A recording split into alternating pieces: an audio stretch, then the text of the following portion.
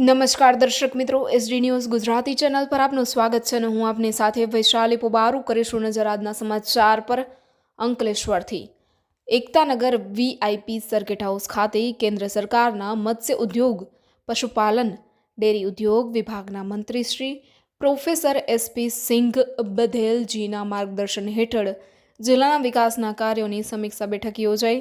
નર્મદા જિલ્લો આકાંક્ષી જિલ્લો છે અને વિકાસથી પાછળ છે, જેના માટે ભારત સરકારની ગાઈડલાઈન મુજબ વિકાસના કામો થઈ રહ્યા છે, જેમાં શિક્ષણ, પશુપાલન, સિંચાઈ, પીવાના પાણી, મત્સ્યપાલન, પ્રધાનમંત્રી આવાસ યોજના, આરોગ્યમાં સિકલ સેલ સહિત બધા જ વિભાગોને લગતી વિસ્તૃત ચર્ચાઓ કરી।